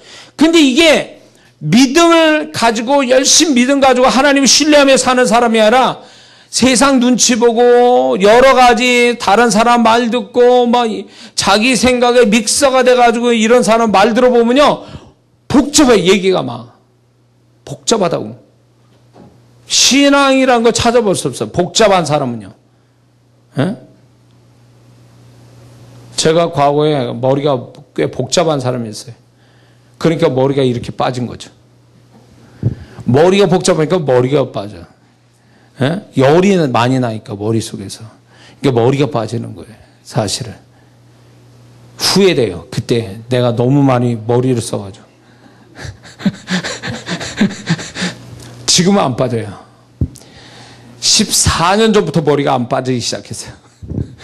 근데 그 전에 너무 많이 빠졌어요. 근데 왜 그런가 했더니 내가 보면 지난날에 내 인생 내가 책임지고 내가 열심히 살아야지, 내가 잘 돼야지, 내가 뭘 해야 될까, 모든 중심이 나다 보니까 하나님보다는 내가 우선이고 내가 뭘 다 하려고 하는 책임감 때문에 머리가 복잡해지는 거예요. 근데 이제 14년 전부터는 하나님을 우선으로 두고 하나님을 의지하고, 자, 웃기죠. 목사인데 목회 13년 했는데도. 그래 제가 43살 때부터 제 인생이 바뀌었는데 그 중에 하나가 뭐냐면 단순해지는 거였어요. 하나님 앞에 다 내려놓고 하나님 제가 뭘 할까요? 하고 난 다음에 그 다음에 뭘 할까요? 하나님 앞에 단순해지기로 시작하니까 그때로부터 자유함이 오고 그때로부터 제 머리가 단순해지면서 건강도 오고 그 여러 가지 축복이 왔어요. 복잡해지는 게 머리가 똑똑해서 복잡한 게 아니라 내가 어리석어서 머리가 복잡해졌더라고요. 제 주변에 이런 사람 있어요. 이렇게 좀 교만한 사람, 내지는 그 똑똑하다는 사람 말을 하는 거 보면요, 무슨 말 하는지 이해가 안 돼요. 논리가 너무 복잡하게 얘기해. 근데 정말로 이 똑똑한 사람은요, 말이 단순 명쾌하게 딱 떨어져요. 그냥. 정말 그 사람이 말 잘하는 사람이에요. 그 사람이. 예? 복잡하게 말한다고 그 사람이 말 잘하는 사람은 아니거든요. 예. 자, 그래서 우리가 살아가는 데 있어서 이 피곤함, 육체적 피곤함은 자면 돼요. 근데 정신적 피곤함, 더 나아가서 위험스러운 건 영적인 피곤함이에요. 이 영적인 피곤함이 오기 시작하면요, 이 사람 신앙이 보고 아무것도 없어요. 이 영적인 피곤함이. 그래서 우리가 제일 두려워야 될 게 뭐냐면 영적인 피곤함이 오는 걸 두려워해야 돼요. 왜냐하면 이 피곤함이 결국은 뭘 가져와요? 귀신을 불러들여요. 이 피곤함이 뒤처지게 만들고 병들게 만들어요. 그래서 우리가 영적인 피곤함이 어디서부터 오는지를 분명히 알아야 됩니다. 많은 사람들이 영적인 피곤함이 오기 시작하면요, 첫째 무기력함이 와요. 그 다음에 무감각함이 와요. 감각이 없어. 남들 은혜 받아서 울 때 자기는 아무렇지도 않아. 무감각함, 무기력, 그 다음에 게으름이 와요. 게으름. 피곤함이 오면, 영적 피곤함이 오는 사람은 벌써 게을러지기 시작해. 기도도 30분 한 사람이 10분으로 끊는다든가, 뭔가 이 하나님 앞에 하는 양이 줄어들어. 이건 피곤함이 온 거예요. 피곤함이 온 거라고. 그리고 이게 세상에 어떤 그 세상 살아가면서 오는 데미지들이, 이게 기도나 예배나 찬양이나 이런 걸 풀어내야 영이 맑아지고 건강할 텐데, 이거를 영적으로 풀어내지 않고 계속 쌓아두니까 내 영이 피곤함이 오는 거예요. 그래서 예배 시간 조는 사람들은 거의 영적 피곤함이 있다 봐야 돼요. 틀림없어요, 그거는. 예.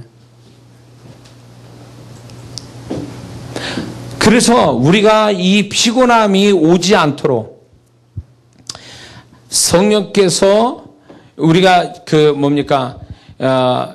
방언 기도가 굉장히 저는 이게 영적인 피곤함을 사라지게 하는 아주 좋은 하나님이 우리에게 주신 은사라 보는 거예요.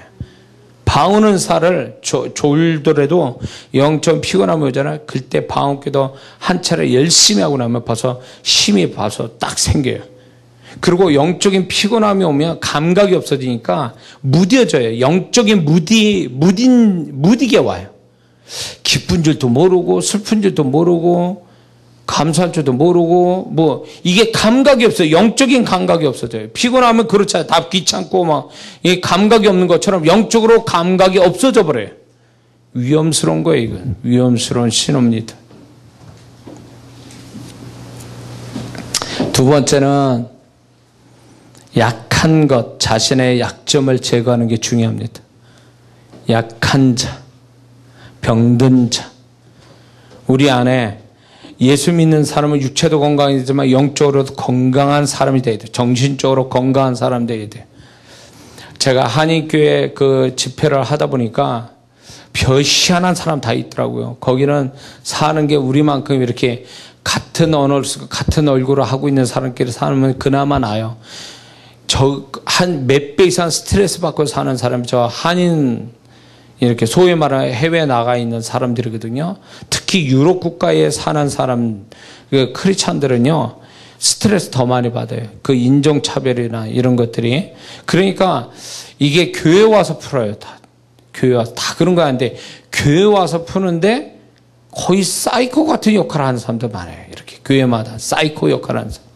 그러니까 이런 사람들 보면 뭐가 있냐면 그 상처받고 스트레스 받고 막 이러니까 이게 교회 와서 이렇게 막 풀다 보니까 관계가 이상하고 교회가 막 이상하게 돌아가는 그런 교회들을 이제 가서 제가 집회를 하고 그랬는데 그걸 보면서 우리가 마음의 병, 상처받는다는 거.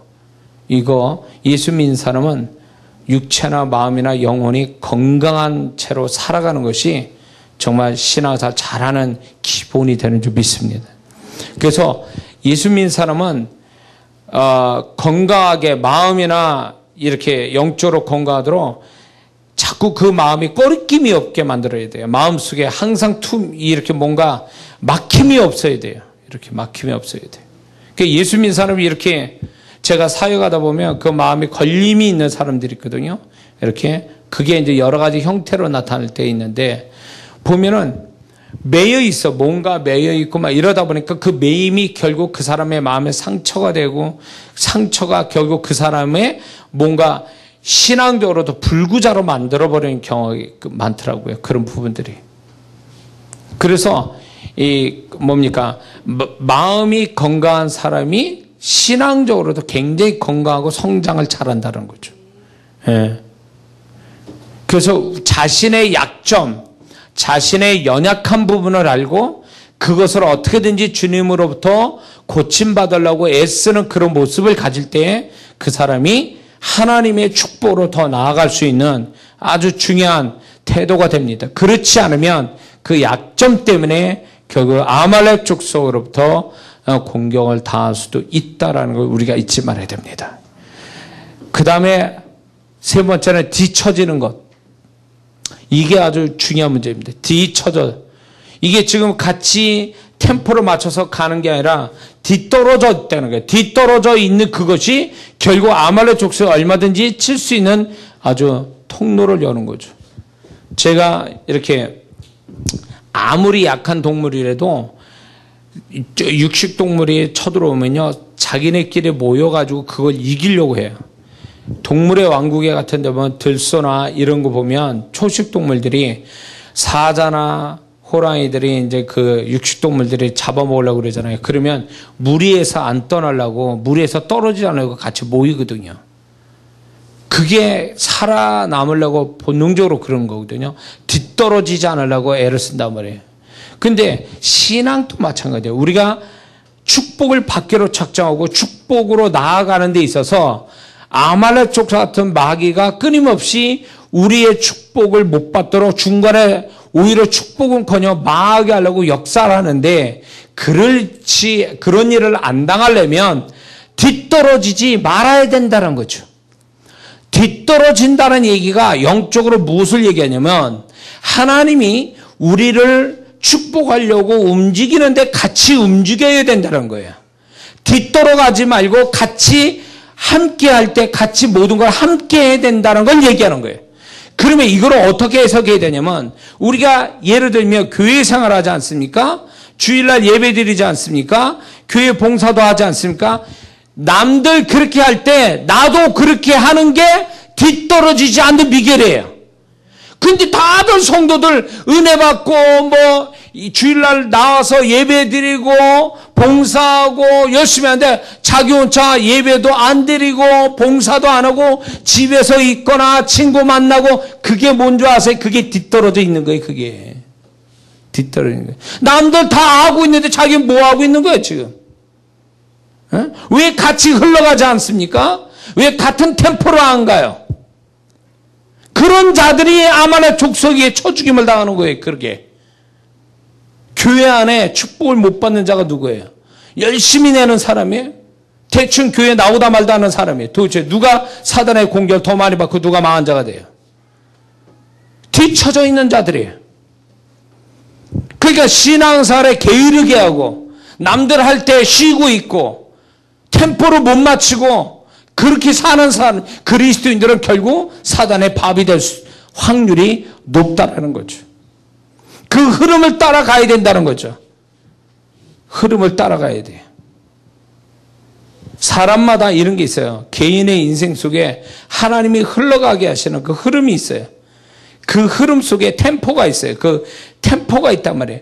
거기에 맞춰서 가야 되는데, 저도 뒤돌아보면 내 인생 속에 내가 받을 축복을 못 받게 된 그거를 가만히 분석을 해봤어요. 그랬더니 예를 들면 이거예요. 야, 한 달 후에 너 요거 해야 된다. 이렇게 말씀하신 게 있어요. 그러면 미적대다가 제가 2달 후에 그걸 해요. 그러면 어떤 일을 벌이냐? 한 달에 딱 그 하나님이 하를 때 딱 하면 돕는 사람, 돕는 환경, 그러면서 딱 타이밍에 맞는 하나님 예비된 축복 딱 떨어지는데, 이게 2달 후에 딱 이렇게 하잖아요. 아무것도 없어. 그 2달 후에 하기는 했는데 남는 건 없어. 고생만 하고 끝이야. 이게 뒤처진 거예요. 저는 이 부분에 대해서 여러분에게 굉장히 강조하고 싶은데, 똑같은 일을 해도 축복을 받는 사람이 있는가 하면 축복 못 받는 사람이 있어요. 왜 그럴까? 그거는 타이밍의 문제예요. 흐름 따라 템포 맞춰 가는 자와 뒤쳐져 가서 뒤늦게 하는 자, 이게 축복이 달라요. 잘 들으세요. 하나님께 믿음으로 감사해서 먼저 감사하는 거와 뒤에 가서 감사하는 거는 축복이 달라요. 11조도 먼저 하는 사람과 쓸 거 다 쓴 다음에 뒤에 가서 11조 똑같이 해도 축복은 달라요. 왜 그럴까요? 먼저 하느냐 뒤에 가느냐, 템포의 문제예요. 많은 사람이야. 그냥 하면 되는 거 아니야? 아니요. 잘 들으세요. 하나님의 축복은 방향성과 템포예요. 하나님이 이끄는 방향을 알아야 되고, 그 방향에서 하나님이 어떤 템포로 가느냐에 따라 그 템포를 맞추느냐 못 맞추느냐에 따라 그 사람이 상황이 달라져요. 그 다음 상황이 달라져요.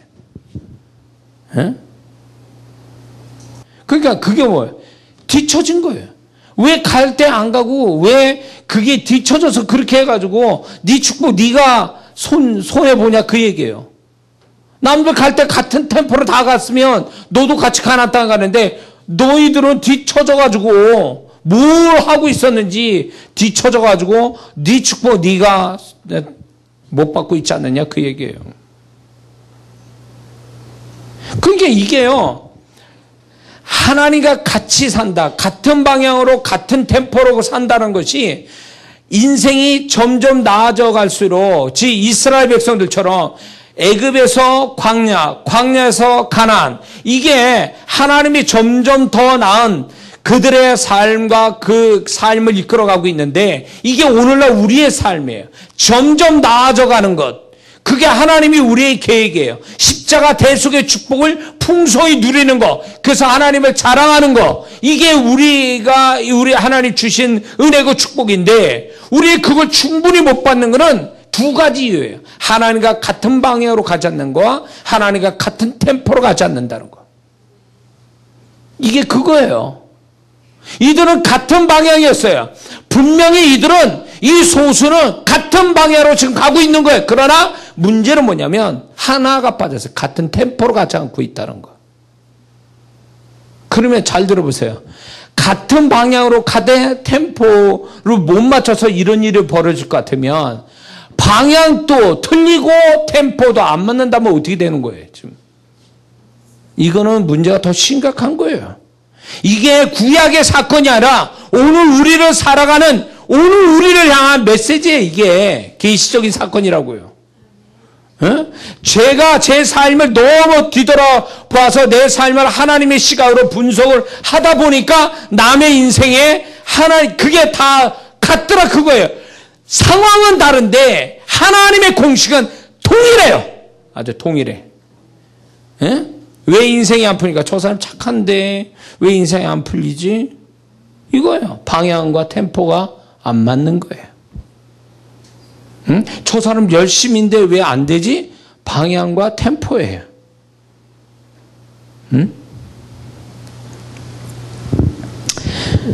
그래서 이게 있습니다. 우리의 인생이 잘 되기를 바라고 우리는 열심히 살잖아요. 근데 뭘로 잘 되게 할 거냐가 이게 세상 사람과 달라야 되는 거예요. 근데 많은 그리스도인들이 세상 사람과 같은 그 시각에서 그런 원리를 가지고 잘 되게 하니까 안 되는 거예요. 오히려 더. 왜? 예수 믿는 사람은요, 하나님과 분리돼서 잘 될 수가 없어요. 하나님과 다른 방향 가고 하나님과 다른 템포로 가서 잘 될 수는 없다라는 거예요.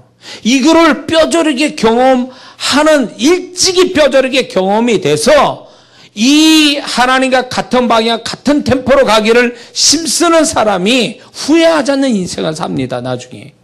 근데 이거를 아직도 몰라가지고 내가 열심히만 살면 되지, 똑똑하게만 살면 되지라는 이 생각으로 살다가는 인생 아무것도 안 돼요. 제가 자신있게 얘기합니다. 목사로 살아도, 목사로서 목회를 해도 인생이 안 되더라 그거예요. 뭘로? 하나님과 같은 방향, 같은 템포로 가지 않으니까.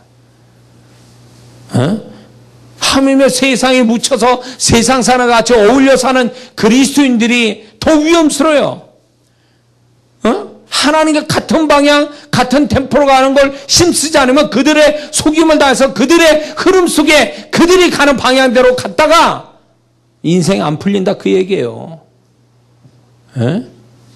우리가 잘 보세요. 하나님과 같은 방향, 같은 템포로 갈 때에 비로소 구름기둥, 불기둥, 불뱀도 막아주시고 의복도 헤어지지 않고 신발이 발이 부릅지 않게 하시고 아말렉 족속도 이기게 하시고 끝내는 가나안 땅이라는 새로운 차원의 축복도 들어가게 하시고 누가 하는 거예요? 이게 다 하나님이 하시는 거예요.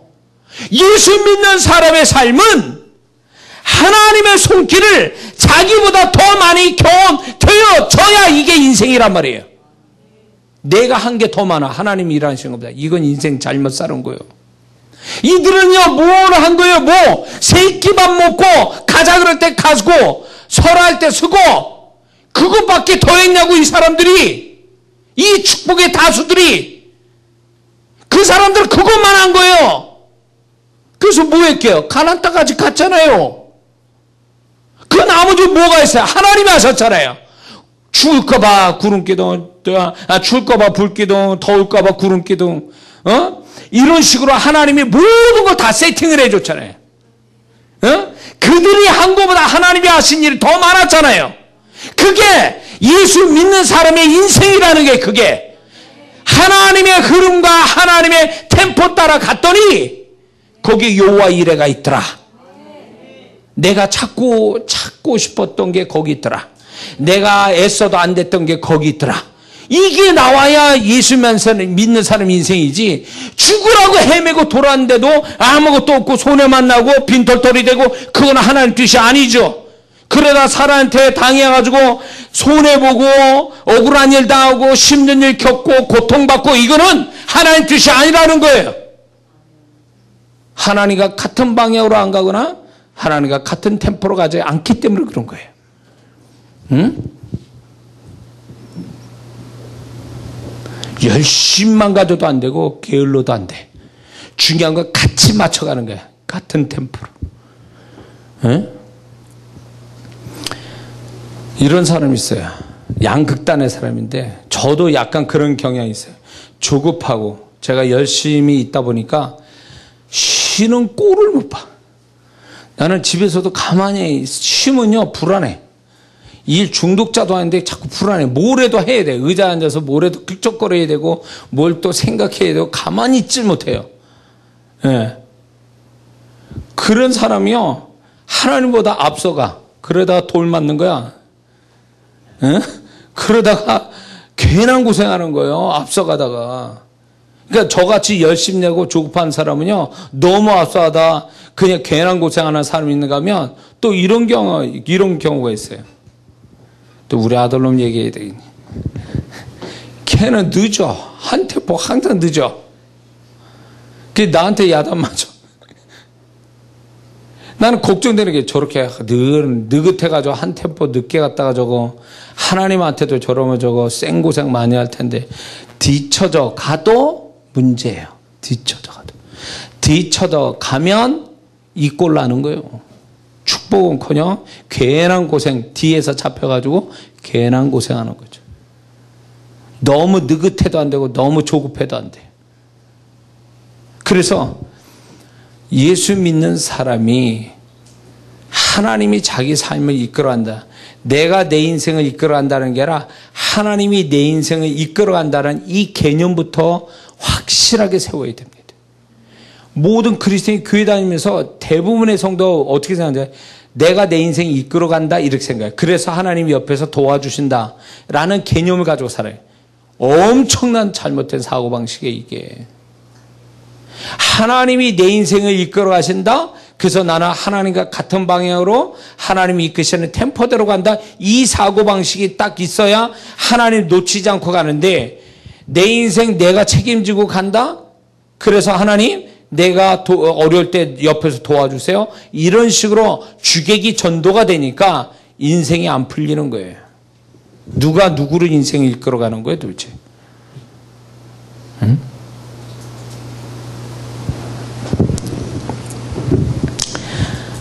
자, 그래서 오늘 이 메시지는 그겁니다. 우리의 모두는 다 축복을 매일매일 우리가 살아가면서 하나님의 축복에 더 가까이 가고 더 하나님의 은혜로 더 잘 돼야 될 사람이고 우리는 그렇게 살아가고 있는데, 그 축복에 결국 가나안 땅 들어가는 그 사람들이 바로 우리 모습이 돼야 되는데, 내 안에 내 삶에 소수에 이렇게 칼 맞아 죽는 사람 같은 피곤함, 또 뒤처져 가는 것, 약한 나의 모습들, 이런 것들이 내 안에 발견되었다면 오늘 이 메시지 듣고 바로 버리기로 작정해야 될 줄 믿습니다. 그래서 사단의 밥이 되지 않도록.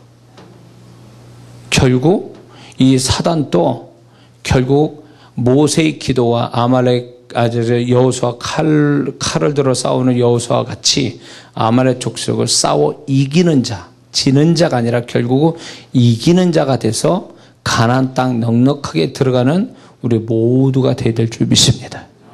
그래서 우리가 그리스도인으로서 오늘 살아가는데 내 삶이 왜 이렇게 되어졌는가, 내 삶이 왜 이러는가라고 볼 때 그 속에 지금 이 얘기가 지금 어쩌면 우리 삶 속에 이런 부분이 있기 때문에 우리가 문제가 있지 않는가를 생각하면서 다시 한번 우리의 삶을 돌아보면서 다시 한번 주님과 같은 같은 방향으로 같은 템포로 가기를 주의 이름으로 축원합니다. 기도하겠습니다.